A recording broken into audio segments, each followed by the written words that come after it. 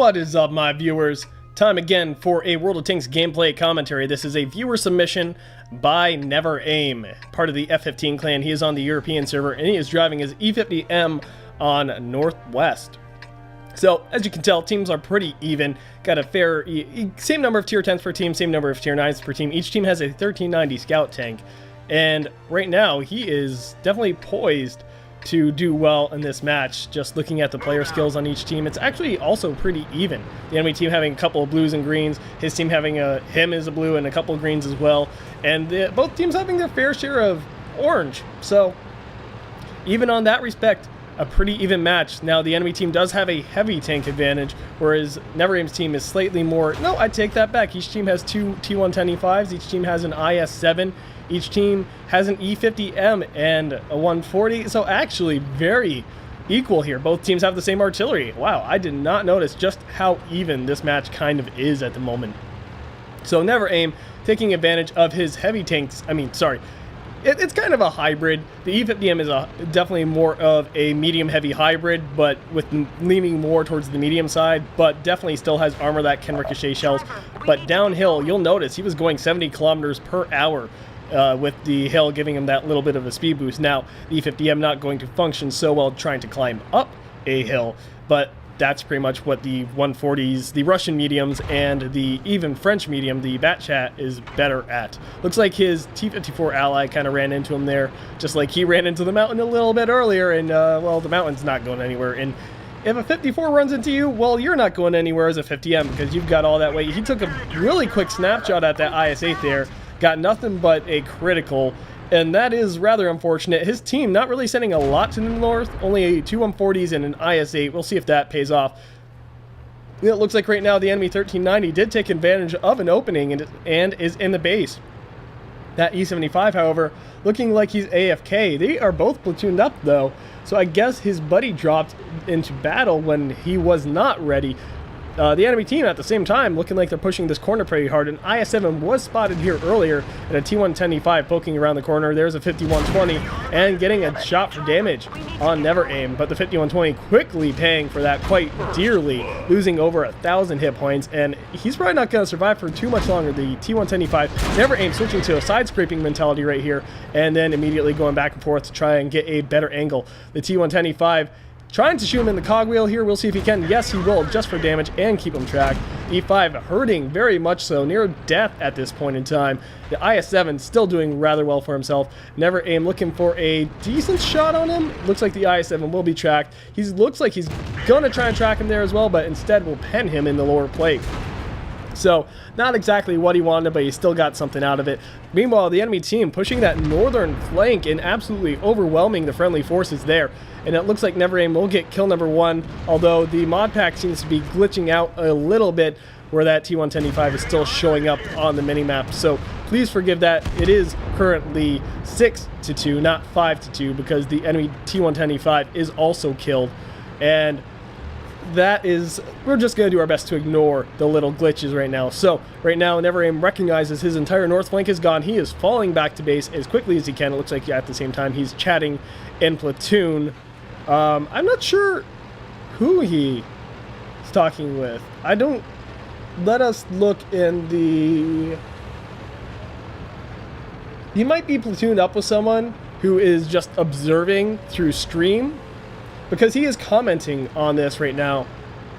He might be doing some sort of stream thing with a buddy who's just observing while he plays. I'm not sure. But anyway, digressing from that, the enemy team trying to capture out. It is currently 6-3. Don't let that little glitch in the mod fool you. And right now they do have two tanks on cap with a Batchat hanging back for support. The IS-7 definitely not really wanting to push into that too much, but the full health 140 is also there. So his team should be able to delay the cap long enough for him to get there. And like I said, the E50M, not exactly the fastest medium tank. It's having a bit of difficulty pushing up this hill because it has that armor, it has that weight, which benefits it in other ways, but definitely not when trying to push up a hill. And right now, he is going to be getting into the fray. The T-54 coming off the cap to brawl with a 140, while it looks like the E50M might try and join in, although not at the moment. So it's a 54 versus a 140. Not exactly a fair fight, but this IS-7 driving out in the open to get the reset. Whether or not that was required is debatable, but he's certainly exposed right now in more ways than one. And this Bat Chat's just going to have free reign on him. Never Aim's going to try and hit the Bat Chat in that cogwheel as well, and just to hold him in place, hopefully getting the kill on him very shortly. But no, the IS-7 will die and the Bat Chat will get away, although just barely. Right now that 140 is doing full-on brawl with that T-54, and it looks like he's winning quite... Actually, it's a pretty close battle, and I do believe it looks like he's getting shot across the way by a 46 Patton as well, which might explain why it's so close. But the 140 will get shot in the back of the turret by Never Aim. Again, the kill not getting counted, so technically it is 9-7, not 7-7. And the hit points, well, I don't know if those are keeping up as well, but I'm just going to go out on a limb and say maybe the hit points are still accurate. Regardless, Never Aim's done close to 3,400 points of damage, and he's talking about something. Gotta walk the dog, or... Oh, okay, he is talking with a platoon mate.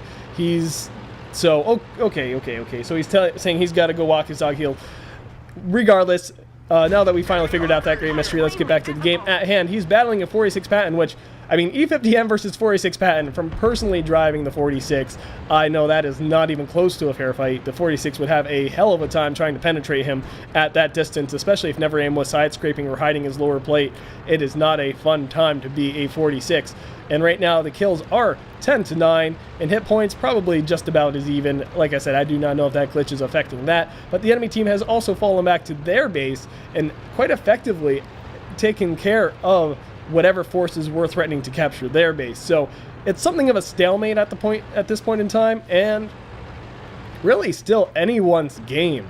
It's close enough to where the good players could still be determining factors. I mean, there's still an Artie that could wreck anyone's day in one shot if he gets lucky. That Bat Chat, although close to death, is still alive, and a full health Bat Chat or a near death Bat Chat can still kill you in one clip if you cannot shoot him to kill him.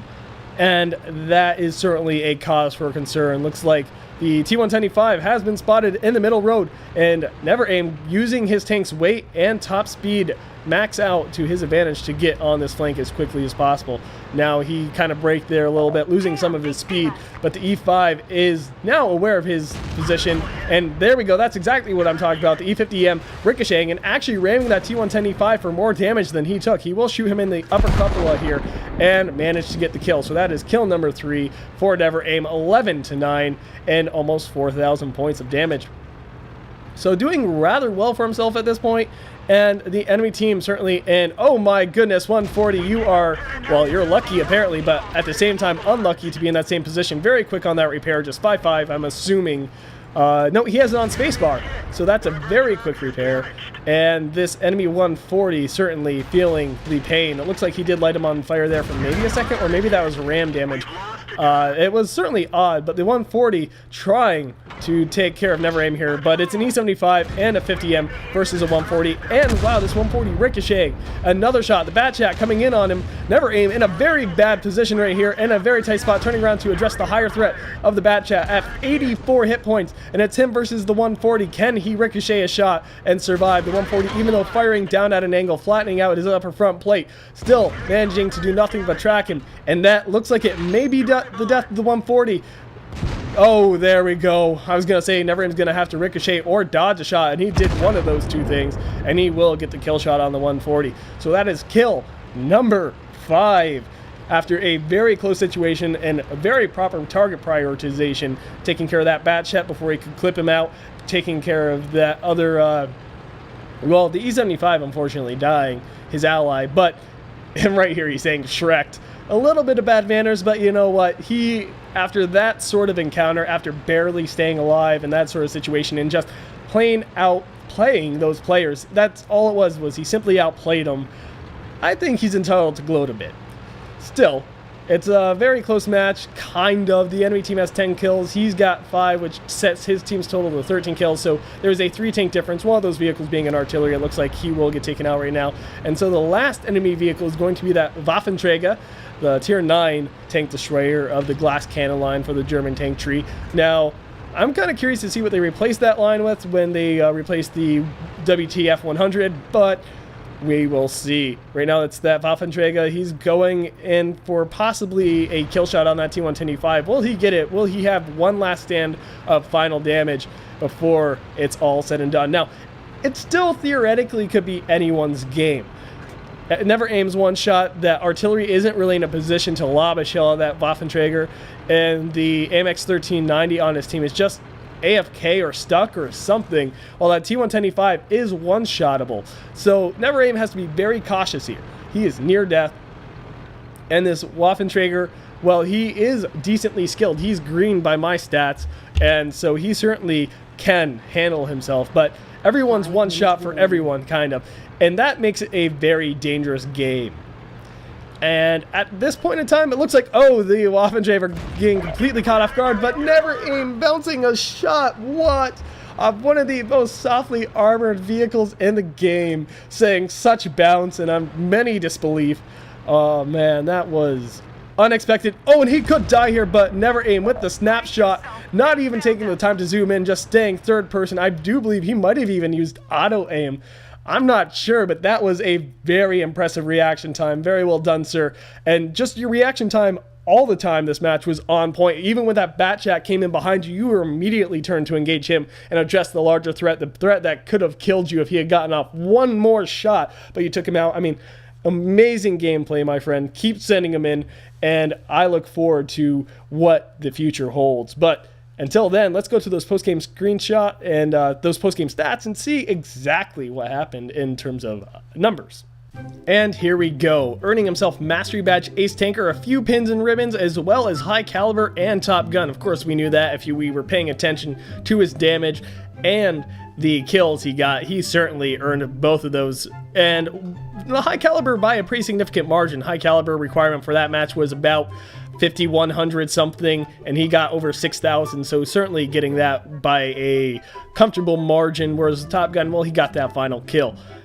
And for the record, I know I was speculating whether or not the mod glitch was affecting the damage counter or not. The hit points were being tracked properly, so it was just the kill counts that weren't. But whether that's not too important at this point in time. So he did have a couple of allies who did 0 damage.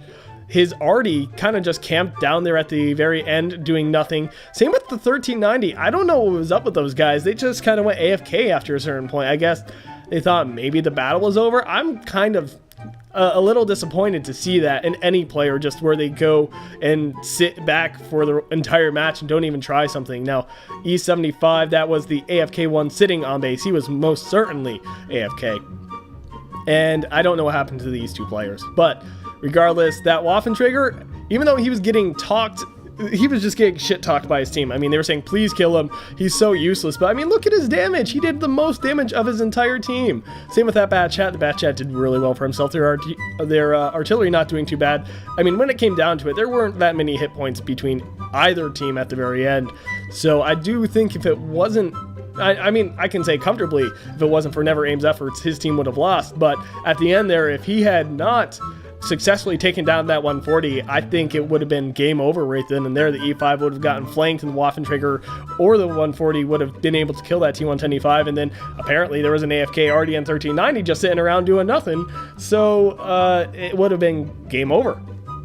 But still, very good reflexes. I think that is the thing I am most impressed about with Never Aim in this replay, is just his massive reflexes, well, his rapid reflexes, not massive reflexes. How reflexes don't have a size, but he says this was a tight spot, and he certainly got himself into one when he went down on that 140, but that 140 was also kind of lucky. He bounced a couple shots that maybe he should not have bounced, still earning himself quite a few credits in tier 10. That's always nice to see, and getting himself quite a bit of experience as well, which was his daily double right there, it looks like.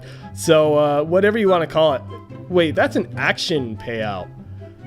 I'm not sure what that means. It looks like it's the ×2. That's action payout can mean quite a few different things, but he did earn quite a bit of just base experience as well, just showing why he earned Mastery Badge Ace Tanker. Driving quite a bit as well, over 4 kilometers driven, bouncing a little bit of shots through his armor, 720 damage. It's definitely can be said comfortably that he wouldn't have survived if he hadn't bounced those.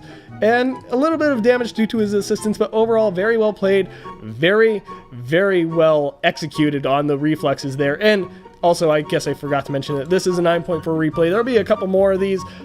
Most of them are probably going to be mine because I've actually gotten through quite a few viewer-submitted 9.4s, and then I'm going to get more into the 9.5s. Right now, my desktop, this is getting recorded on my laptop, my desktop is kind of out of commission in a sense. It's in the process of being upgraded. Now, that upgrade is less to the graphics department and more to the processing and power department. Motherboard's getting replaced, CPU's getting replaced, so on and so forth. And it's more to help me render videos better and in more efficient fashion. Hopefully I can start uploading in 60 frames per second, but we'll see if that's an actual reality here in the near future. At the very least, I should be able to upload videos quicker because they'll be rendered quicker. But digressing from that, 9.4s and 9.5 still going to be coming out for at least a couple weeks to come, and then I'll get into the 9.6 you guys are submitting. I've had a few good games in 9.6, but none that have really, gotten me to say, that was so good, I'm going to save it afterwards. I mean, that hasn't happened yet. I have good games on the regular, it's just, it's got to be exciting for me, and I've got to have a really good reason for me to save it. But yeah, until next time, if you like this video, hit that like button. If you want to see more, subscribe. If you got a replay, check the description below for instructions on how to submit. And if you got suggestions on how to make my videos or channel better, please let me know in the comment section below. And until then, I say this is Spang, and I'm signing off. MLG.